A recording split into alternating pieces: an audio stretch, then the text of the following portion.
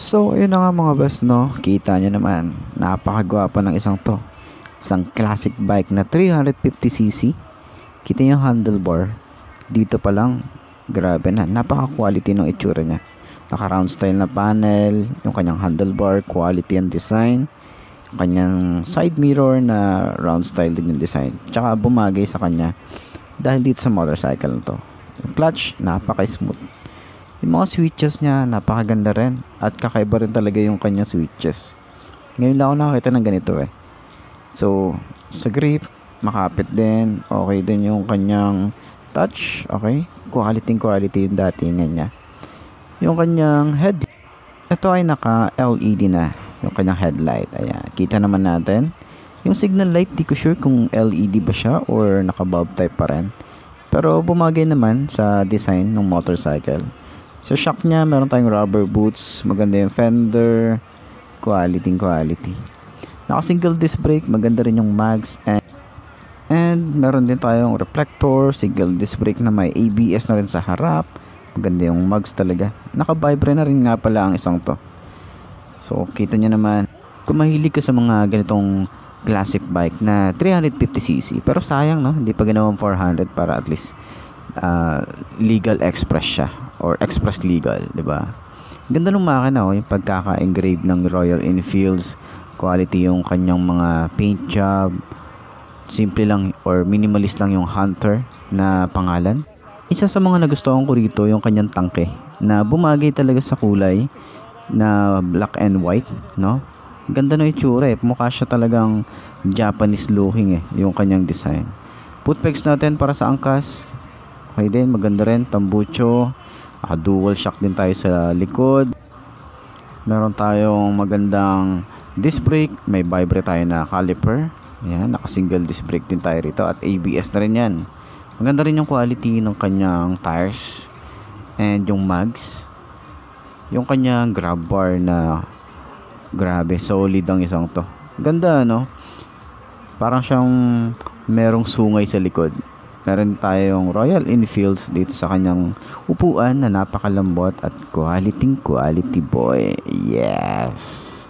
Alright.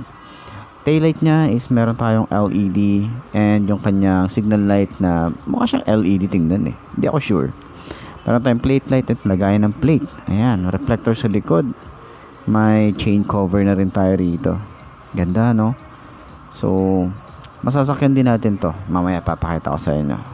Yan, quality. So, naka-single head shifter. Okay.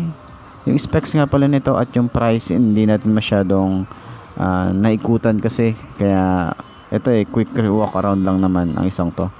Para at least, ma-share ko lang din sa inyo. At doon sa mga gustong kumuha ng ganitong motorcycle, baka pwede nyo akong i-PM. Para at least makatulong ako sa inyo. Sa mga gustong magkaroon ng ganitong classic na 350cc na motor. Poging-pogi, diba? Pero syempre, nasakyan natin yan. Nabigyan tayo ng pagkakataon na masakyan na ang 350 Hunter. Pogi, no? Mukha siyang maliit, no? Pero 350cc yan, kung tutuusin. O, diba? So, sa tingin nyo, sulit nga ba ang ganitong motorcycle ngayong 2025? Sa mga katulad ko na 5 to ang height, pwede yung isang to. Pero sana talaga, ginawa na tong express legal. Sayang, 'di ba? 350cc tapos ganitong motorcycle. Ayos.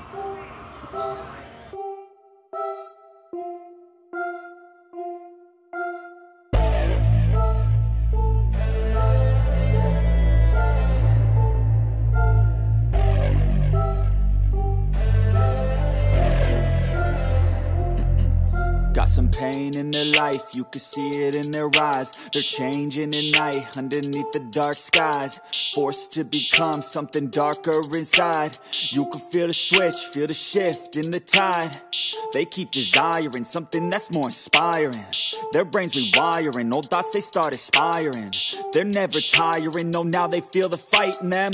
They feel the fire sweep, take over entirely. They feel it growing, it's showing the feelings. They keep overflowing, always stoking the fire. Adrenaline is overloading, hit the mat like a fighter. They never let up, never throwing, giving to their desires. No, they keep working on their focus. is. They feel the temperature rise, now there is no place to hide. You better dig deep inside and find anything, everything that you could ever need. Every breath that you breathe, dedicated to believe. Streets that they called home, not for the weak, left out in the cold. Watched all the sheep do what they're told, swore they would feast one day on their bones. Going to the streets that they called home, not for the weak, left out in the cold. Watched all the sheep do what they're told, swore they would feast one day on their bones. Built with the form of a beast,